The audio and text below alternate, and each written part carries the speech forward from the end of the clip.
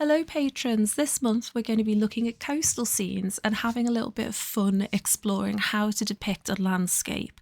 Now, for me, my biggest struggle in art was finding a way to express the landscapes I was looking at or thinking about in my imagination on the page without making it too difficult to read.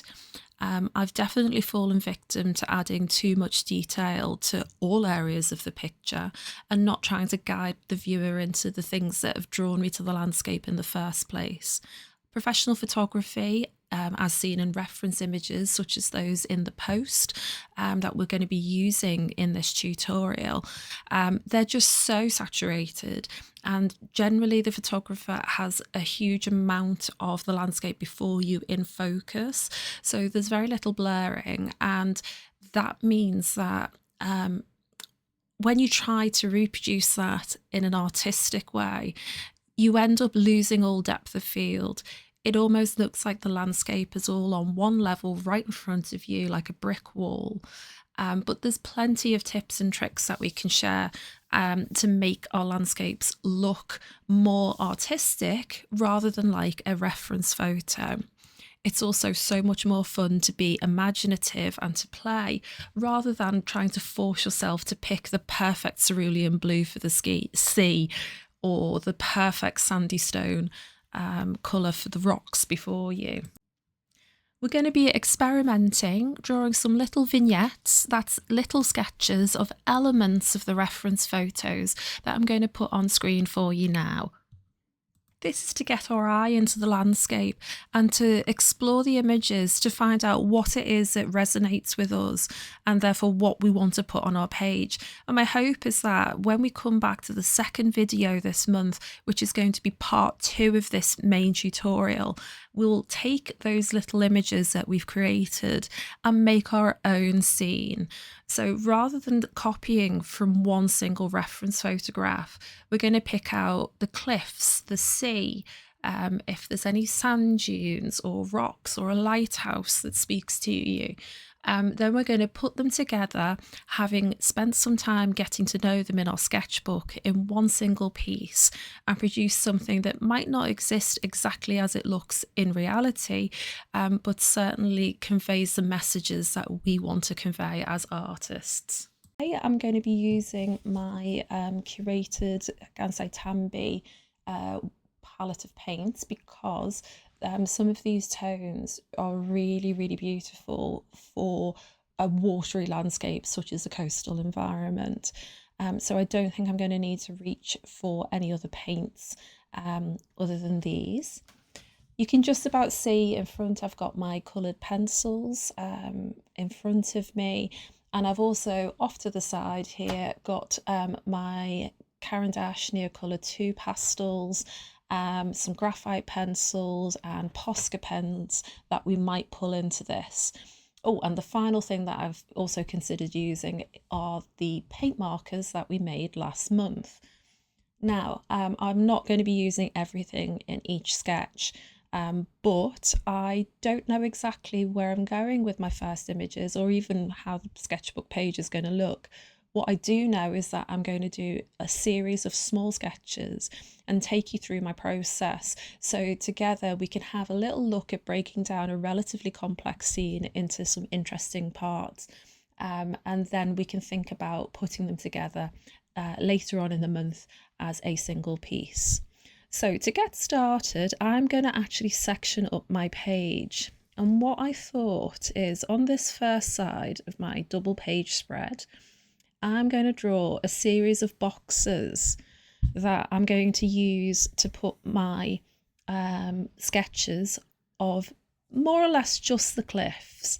I'm not too concerned about the animals I've included, the shipping boats or the buildings. This is purely going to give me space to think about what the rock face looks like, what tones I see, how I might capture the varying contrast that I'm seeing before me.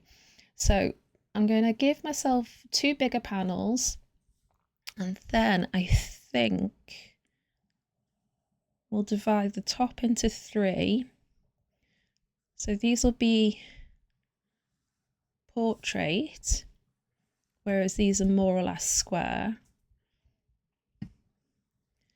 And if I want to make any notes, I'll have a little bit of room either side of my boxes to scribble or to swatch materials as I go along. Okay, I've got my 5 panels and we're going to dive straight in, getting some paint down on the page and exploring the landscapes that we've got before us.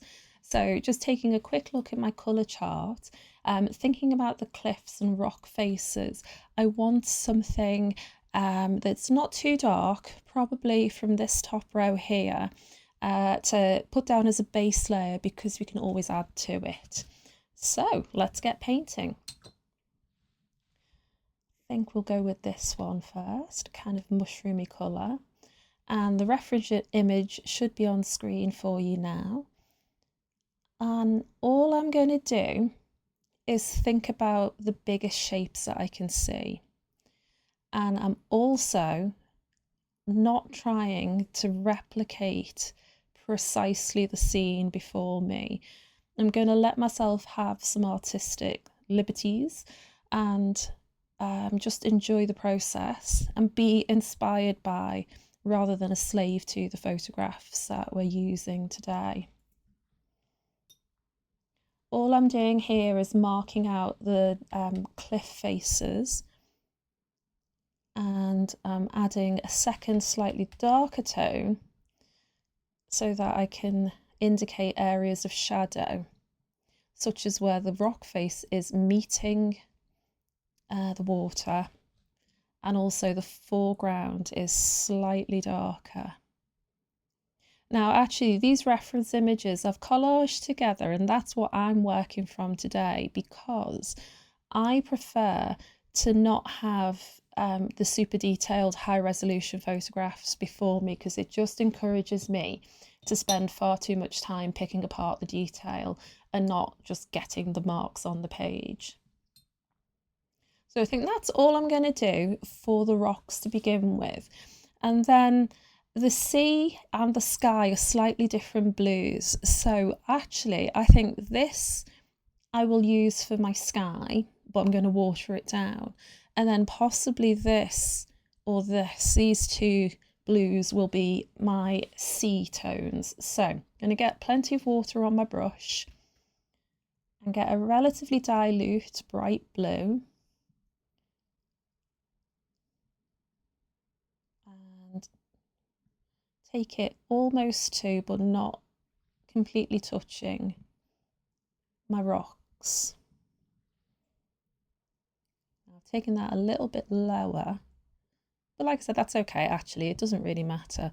So the horizon line is a bit higher in the reference photo, but like I said, it's good that we use our artistic license and not be too obsessed with details. So I'm just adding in a little bit more richer paint while the areas are still wet on my page, to suggest some cloud formations, and that's probably as much as I'm going to do. Now this lovely sort of petrol blue we're going to use for the sea, and what I might do is just do some horizontal strokes like this to get the paint on the page. I'm going to rinse off my brush, and then get that a little bit drier. I'm just going to spread the paint about and give it an almost streaky like look with my paintbrush to sort of give some movement to the waves.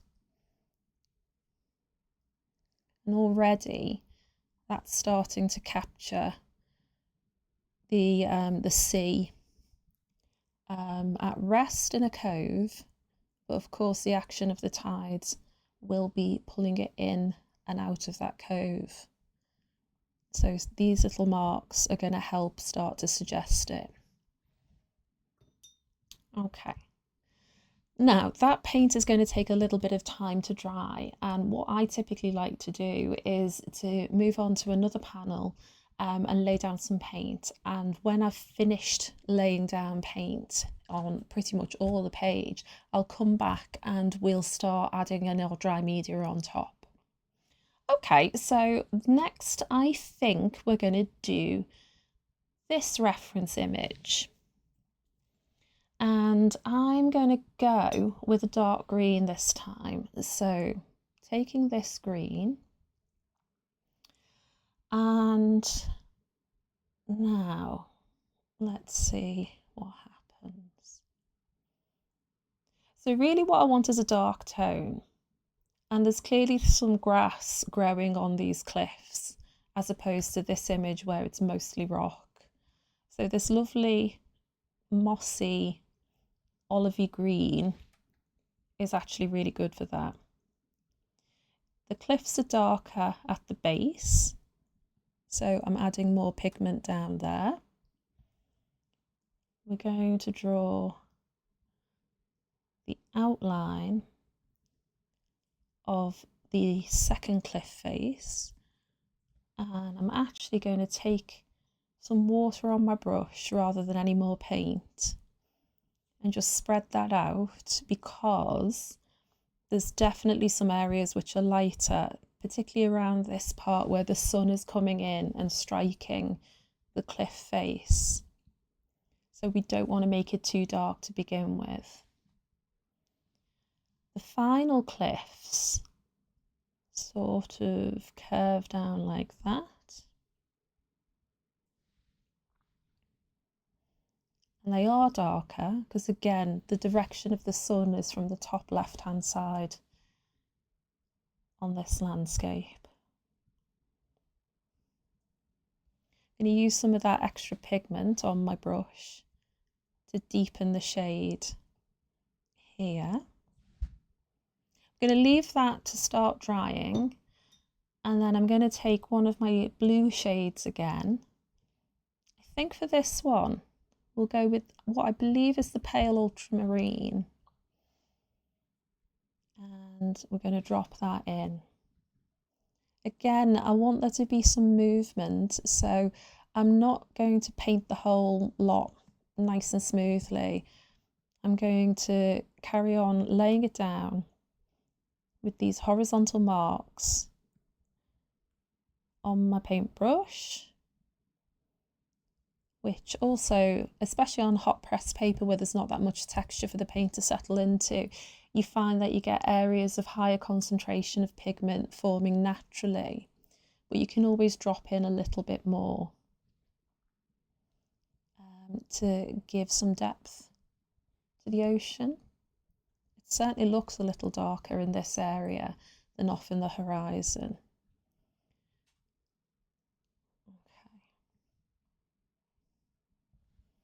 Now, I think these cliffs are dry enough that I can add the grass of the foreground, and I'm going to use my favourite mushy pea green just to remind me that I'm going to add some grass in this area. And that's that. Here we go. Second painting done. Okay, so next up is this reference image, and I wish I had a browner colour ready mixed, but I don't, so we shall mix on the page. Now I'm going to ignore the buildings just while I'm doing this simple sketch, because I really want to explore mark making in this stage of the process, rather than bog myself down in detailed compositional decisions. So the cliffs are a lot cooler. They're more like a charcoal grey near the bottom, with some mossy greeny coloured areas higher up by those buildings. So before that's completely dry, I'm going to get one of my green tones and come back in and just add a little bit of variation here. That's it. What I might do is use some of my pale blue and just drop it in here where there's some lighter rocks peeking through, just to add a little bit of difference. And again, I think I see a bit of a bluish tone down here. So I'm just deepening the paint that I've laid down already, making it a slightly darker, grayer tone, which will work beautifully for this sort of landscape. Now the sea is quite rough and rocky, so what I'll do is just add a little in the corner here, add a deeper shade of aqua for the depth, let the pigments do their thing on the page, and then finally a little bit more of that pale blue for the sky. Now I'm going to leave that really very pale so there's good contrast developing there. Okay, so now we're going to fill the bottom two panels, and the first landscape I'm going to do is this grassy one. So we'll pop down the sky colour first, just leave it to do its thing. May even use my rag to just bring up some hatches that we can suggest as clouds. I'm going to soften that a little bit because that line is too harsh, and then pick up the excess water so the sky won't bleed into the grassland that we're going to add now. So what I'm going to do is do some simple little marks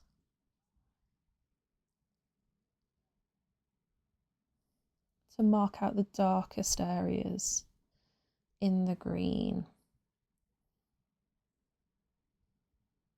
Again, you'll note that this isn't a perfect representation of the scene in the image, no less because I'm drawing it in a square when it's a very definite landscape format photograph. Right, I like that. Now I'm going to dilute the paint that's left on my brush to add the grass on this side. I'm going to take off a little bit of moisture and fill in, dab in my paintbrush. Note that I'm not making any of these marks perfectly smooth, and that is totally deliberate, so that we're building up areas of light and shade, contrast and value, and letting the paint tell the story for us. Now I'm going to use my beigey colour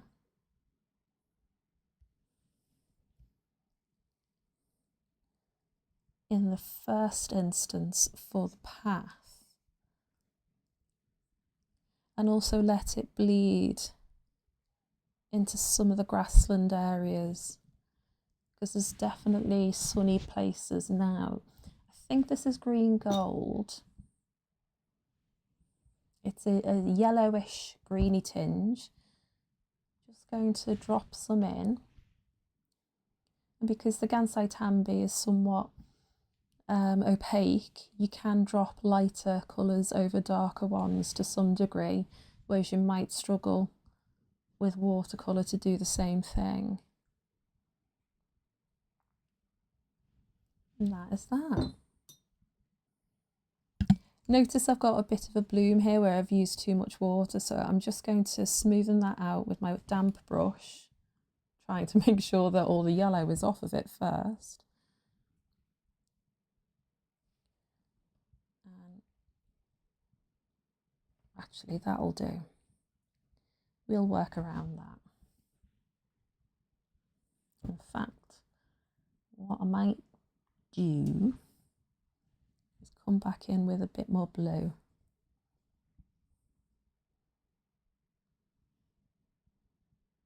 So there's slightly less water on my brush and slightly more pigment this time. And I'm softening it down to the horizon. And that'll do. Now the last landscape is really quite in shadow and it looks a bit more mizzly. It might be as the sun is setting and there's a lot less contrast, but that doesn't mean that we have to paint it exactly like that ourselves. And what I'm going to do is I'm going to mark out the cliffs with my kind of mushroomy beige colour. Again, this is not going to be exact because the format of the photograph is in landscape, but we're working in a square. So I'm just looking at the overall shape of those rock faces and putting in some blobs to mark out their positions on the page. Coming back in with a little bit more pigmented paint. I've added too much there, so I'll take it and transfer it to the base of the cliff here. And also this part, which is in shadow. Now, I've deliberately left the photographs quite tiny as I'm doing this, which means I can't quite see the detail that you will do if you're looking at a full screen image on your computer. And with that in mind, I'm more or less creating an imagined rock face, cliff edge, to fill in that space, because I don't have enough information from what I'm looking at to be able to do that from the photo. Let's make that a little bit more curved.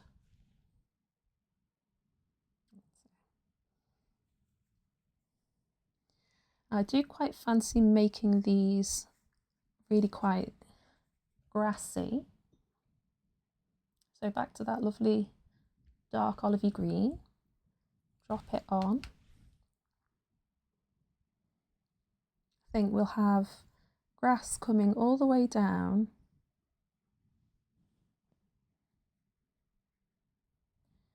but only just a little on the top of this cliff edge. And note that this is a bit paler because it's further away from us. I am going to add some grassland on the very top of this cliff and down the first slope there. And then I'm going to go over the rock that I've marked out, pick up a bit more pigment for the shadowed area. And I think that's enough for the cliffs. Now I want to use my light aqua for the sky, and I'm going to add only a little bit of pigment but lots of water because I don't want the sky to be too vivid in this one. I don't want it to take focus from these moody cliffs. Playing a little bit renegade, and I'm actually going to take a pinky hue to lay down the sand we can see in this image, because choosing different colours than what you see in the actual reference can be a great way to simplify things. So instead, the alternative would be to get your colour picker out and find the full range of different hues you can see in the scene before you. But I think that kind of sucks the joy out of it. And actually we can conjure up mood by our colour choices alone. So these sort of cooler pinky lilacs, which actually I'm going to extend onto this cliff face here, and also to the shadowed area there. Perhaps we've got a heather covered cliff face in this instance. Now, ooh, wrong colour. I want my mushy pea green. Please note I call it mushy pea, it is actually just called pea green, and that's going to give me a base. Ooh, got a brush hair there, errant brush hair. Marvellous.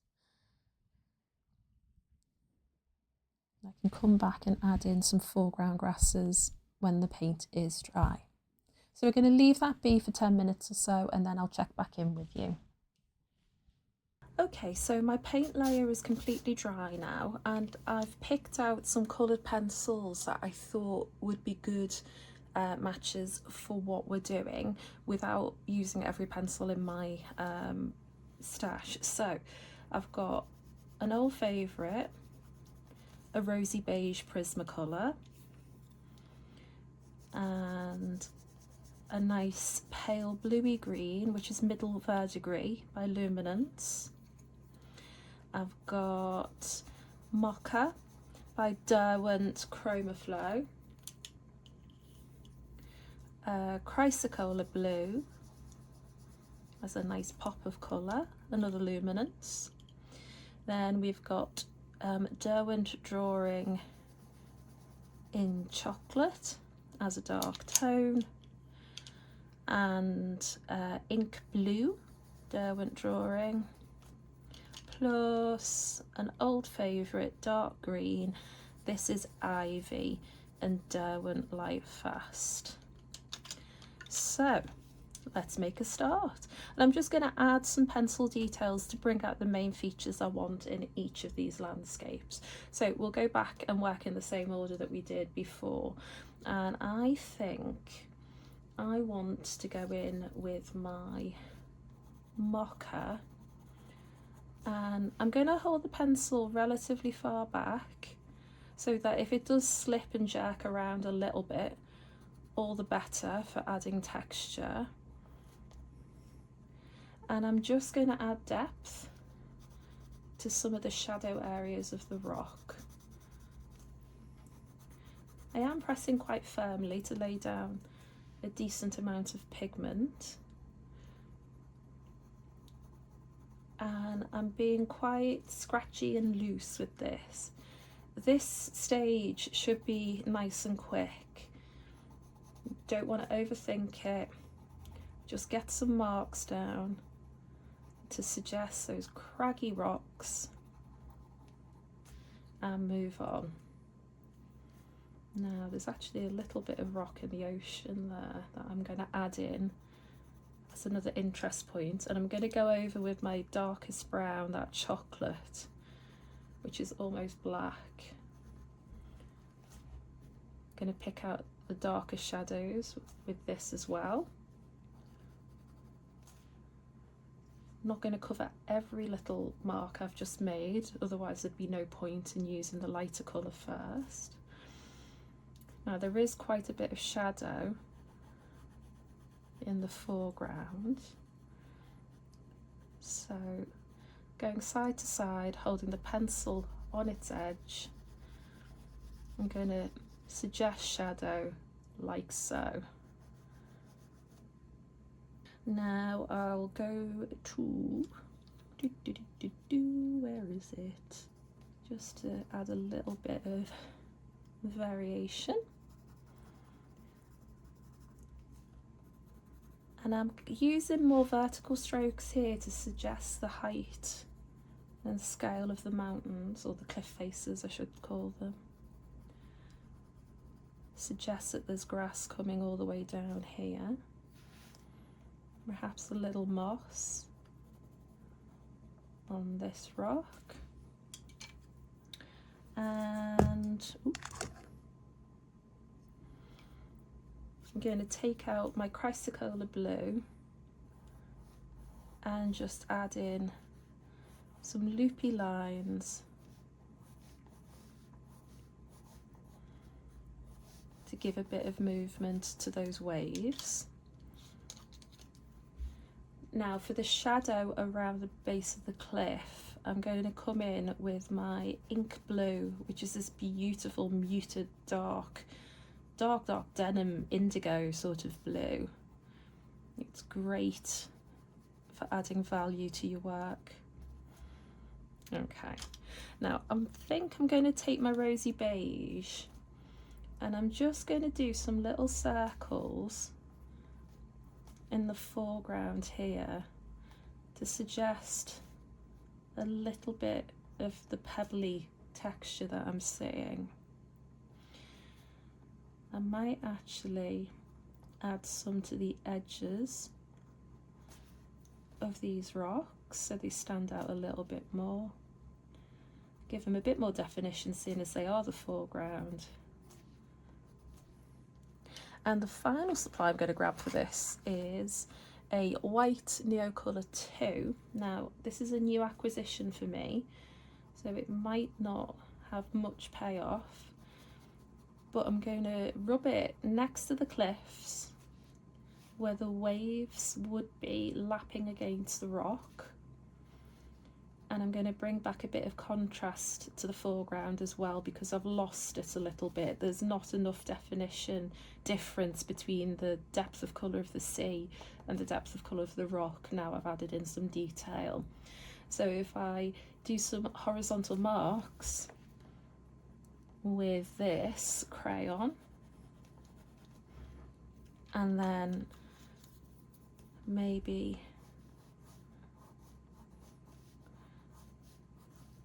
go back on top with a little bit more chrysocolla,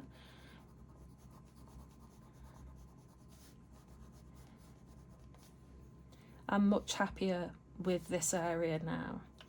Okay, onto the middle one now, and I'm going straight in with my darkest tone, which is that lovely rich chocolatey brown Derwent drawing pencil. And I am imagining the texture of the rock surface here. I'm using quite jagged, sketchy marks, and I'm leaving some of that green we laid down visible. Towards the base of the cliff, I'm going to suggest that this is a sheer rock face by some vertical lines that give a bit of height to that area. And then I'm going to pick out a more defined border where it meets the waves. Now again, like we did with the paint, we're going to try and preserve the lightest area. Now this is going to have grasses in, so I'm going to leave that scribbly. And I'm not pressing as hard because I'm thinking I'd like to add in some darker green with my ivy pencil. And if you press too hard with coloured pencil, you fill up the tooth of the paper and you can't get any more pigment to stick.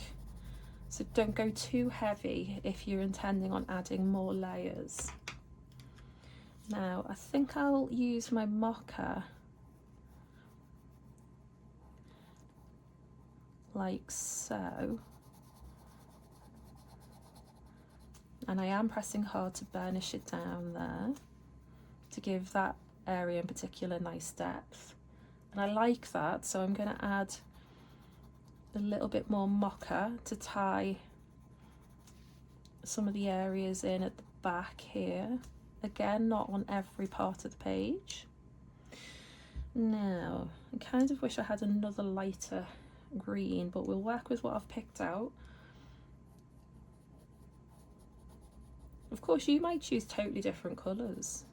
You may see more yellow in the landscape than I do and have a handful of ochres and sandstones. And that is absolutely fine. It's great, in fact. I think variation is just the most joyful thing about art. Seeing how two people can see the same scene so very differently is really wonderful. Now that inky blue is coming back out to play for those shadowy areas.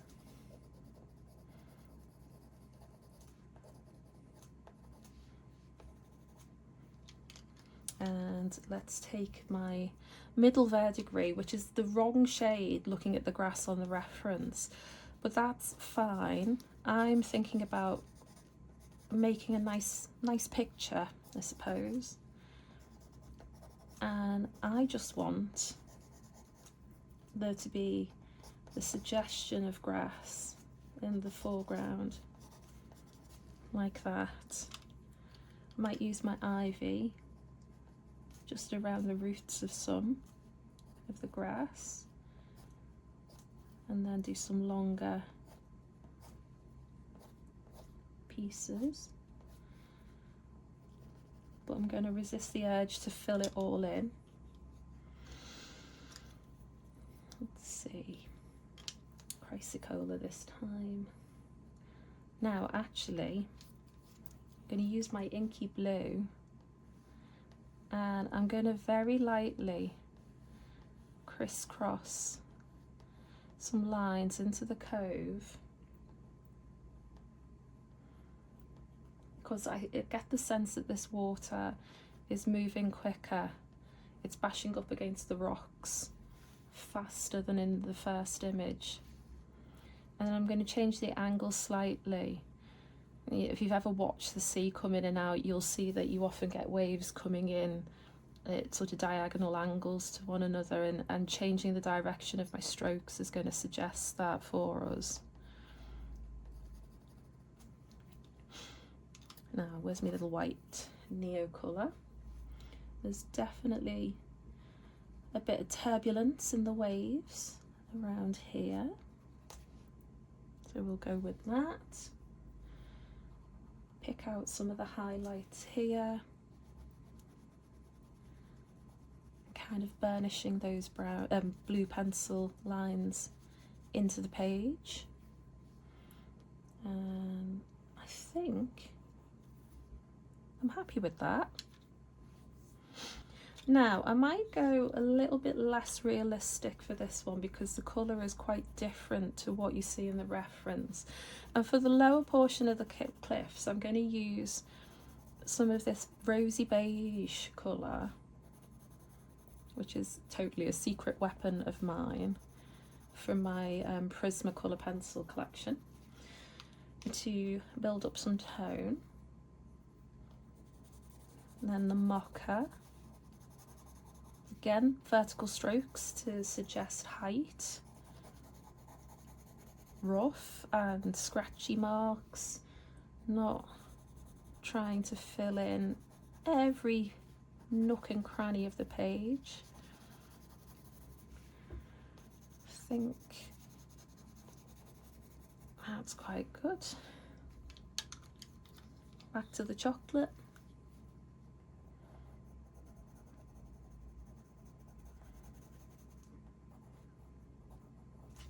And the ink blue. I want this really, really dark in the foreground. That's it. And then a little lighter in the corner. I think a little bit of ivy.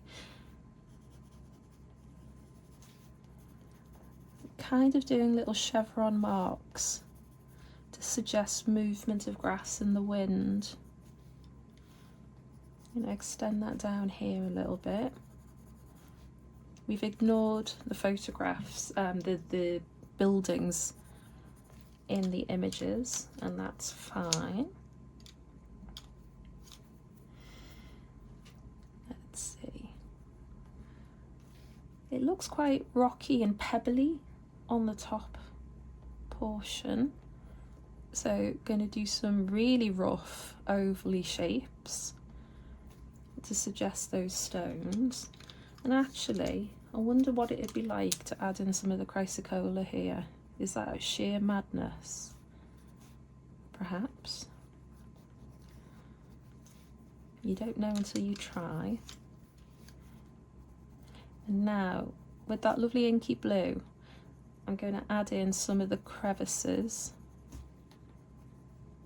the cragginess, almost like forked lightning hitting the ground.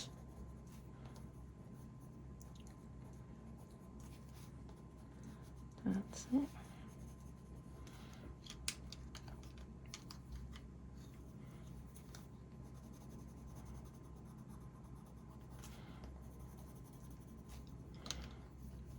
In with the chocolate.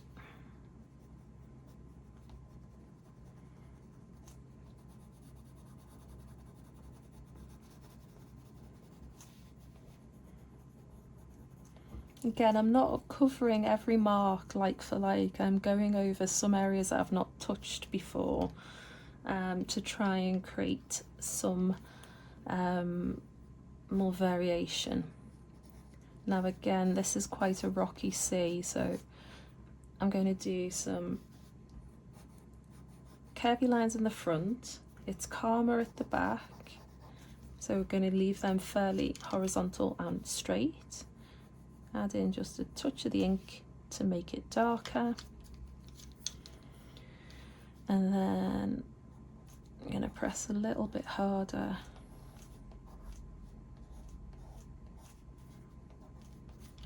Okay.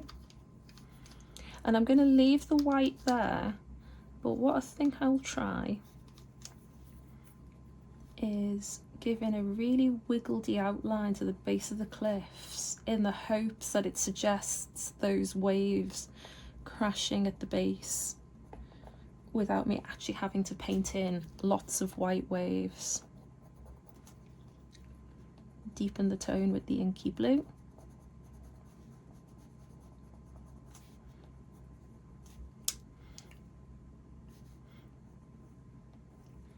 Adding in a few more lines here.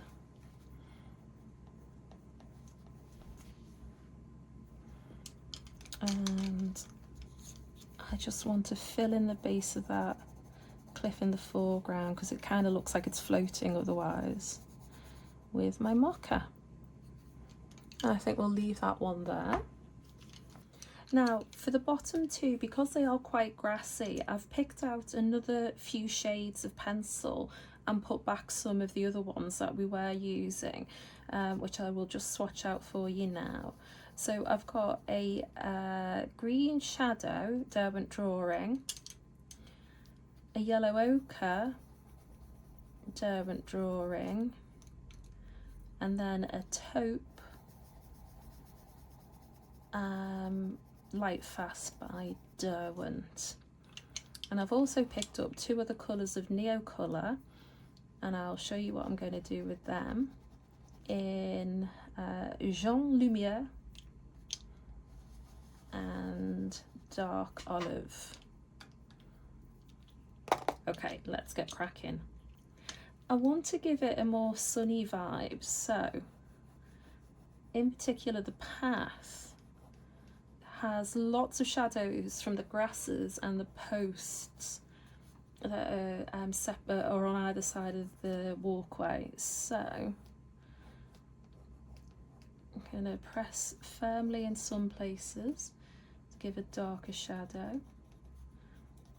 Going to continue that up the bank a little bit. There's definitely some very long grass in the front here I want to depict, and along this mound and this one too. So really I guess I'm picking out highlights with my yellow ochre. That's grand. Now let's take that shadow green and add some texture to the grassy verge, a little to the base of those long grass stems, fronds at the front, and then back to the ivy as my darkest tone of green. And again, starting with the road, there's some very dark shadows, so I'm going to need to lay down a decent amount of pigment.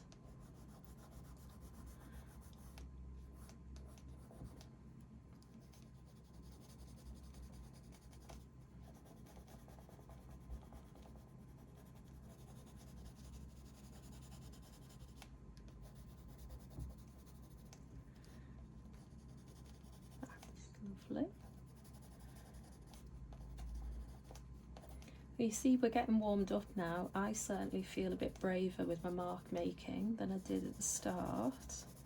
I'm happier to have quite loose gestural scribbles even, just to blend in a little bit more. And I definitely want, because this is a very, very dark area of the reference photo, I'm going to build that out by layering on top with my chocolate brown. So you get a lovely dark pathway disappearing off into the distance. And this area is also really quite dark.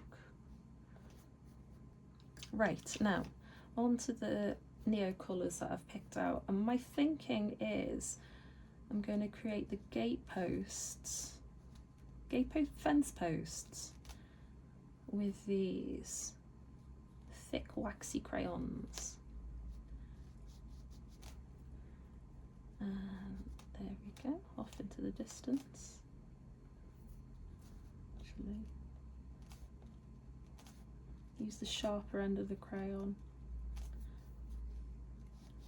and the ones further away. Now the light again is coming, it's probably coming more in this direction. We can see that by the long exaggerated shadows. So I'm going to use my dark olive neo colour on the right side of those lighter marks to start adding depth and definition to those posts. Well, that won't be enough. So in fact, we're going to use the taupe to just outline them so they do stand out from all that greenery.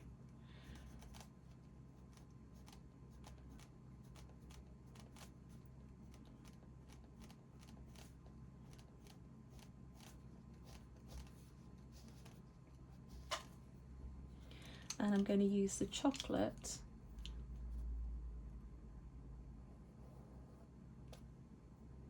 to draw in the wires going between the posts. I think I'm going to use the ivy just to pick out a few more of those long grasses in the front. I'm going to add them over to this side as well. I prefer that look, even if it's not exactly like the reference photo. And we're going to take that neo colour, the white one, and we're going to push back the horizon area of the sky, because there's too much similarity in the value of the sky and the value of the hills, so adding the white is going to give more contrast. And actually, if you've still got a paintbrush to hand, you could see how it looks to blend that out with a little bit of water. I quite like that, that's nice and hazy. Let's see. Yep, that's lovely and soft. Right, put the paintbrush down, Jo. Onto the final image. Right, so I'm actually coming straight in with this taupe because I'm drawn to the dark, muted colours of this image the most, which is surprising to me because of all the pictures, this wasn't the one that I was most excited about drawing. But now I've got some paint on the page, it's actually calling out to me, and I want to explore it a little further. So there's a little headland, I think, coming out there. I'm going to use this for the craggy marks of the cliff face, which I will come back in and deepen with the chocolate. And what I might do is do a little bit of hatching here, not entirely covering up my paint. I like that. I like that a lot.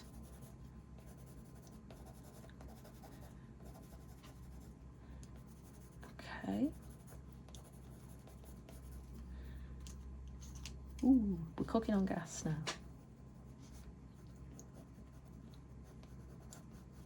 Love that. Really happy with that. Okay, gonna deepen that area and that.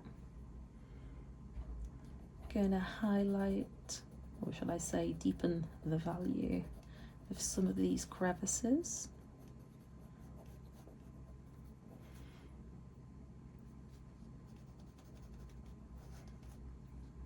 This one also, but not pressing too hard because it's further away. The rosy beige is just perfect for that sandy foreground. I'm actually going to bring in that light yellow neo colour to colour in the grass area at the front, and I think I'm going to leave it like this. I'm not going to add in any stems, so all we've got is the light area of yellowish green in the front. Right, so the shadow green, going to add in the grasses, leaving some highlights as we go. Switching to the ivy for that really dark part where there's a shadow being cast from this side. And in fact, we'll go darker still with the chocolate. Apologies to anyone who rushes out to buy chocolate when you've finished this video. And I think, let's see, if I add in a little bit of yellow, what I'm thinking is that might suggest the fading sun of the sunset. And if I use my white,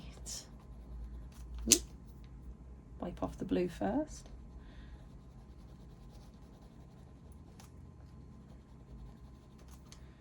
And then a little bit more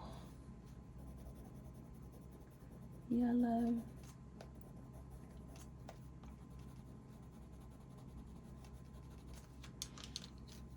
Just to mute it down a little bit. Where's that taupe?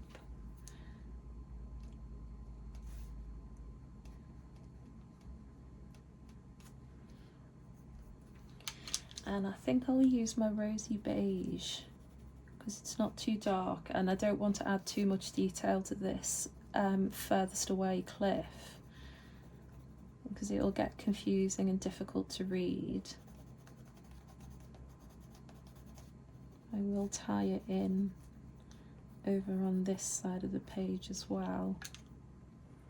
Why not? Let's use a little bit of this olivey green to pick out a few more highlights.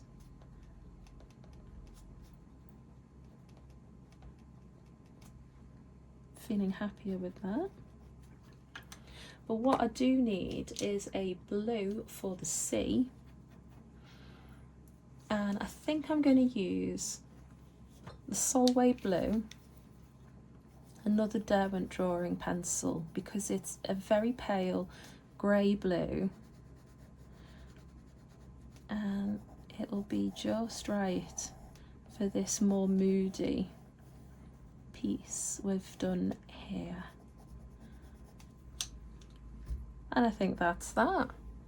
As I've gone on for almost an hour now, we're going to go to time lapse for the second page in my sketchbook. And what I've done here is take very small sections from the photographs that you have as references, and using only coloured pencils, I've done very quick little sketches. Make sure that I have light, medium, and dark tone pencils so that I'm working on the contrast throughout the sketching process. And I'm just looking at the images to see what takes my eye. Having spent quite a long time putting together the paintings on the left hand side and doing it all in one sitting, I feel really warmed up and ready to let loose and just play with my pencils. I'm less scared to try things that I would have not tried when I very first sat down to do this project. And I feel happy to use colours that aren't necessarily there in the reference image to get the effect that I'm looking for. Of course, me being me, I can't stick to solely just landscapes. I've had to add in a couple of animals. So here we have a happy little seagull perching on a rock out at the ocean. Honestly, the more you give yourself permission to play, the happier you'll feel with your sketches. Scribbling away with pencils is just such a joyful thing. It reminds me of childhood and really happy days spent indoors scribbling away in colouring books. Spending time putting a tutorial together means that you have to intentionally slow down. But if you're just doing this for the love of drawing on your own, then feel free to pick it up and put it down and come back to it as and when you need to. I personally like to do lots of sketches one after another because I become looser and freer with my mark making, and I'm normally happier with my results from the sketches at the end of the session compared to those at the beginning. What we have here is a collection of vignettes that we can use to create a narrative with in the second half of our tutorial. Take things that you've enjoyed doing or that you've liked the result of, and think about how you can put them together into one single piece. When you finish your preliminary sketches, take a good look at them and see what you've really loved about the pieces that you've put together. It might be that the colour palette is something that you've not explored before, or the subject matter might be something that you've not considered. Whatever it is, whatever sparked joy in you, run with that and take it forward into the second half of this tutorial when you've got the time. I'll keep you updated between now and then with my scribblings and plans for my own piece. And I'd absolutely love it if you shared any ideas that you had yourself or any references even that have sparked something in you. Fall, have some fun on this coastal adventure.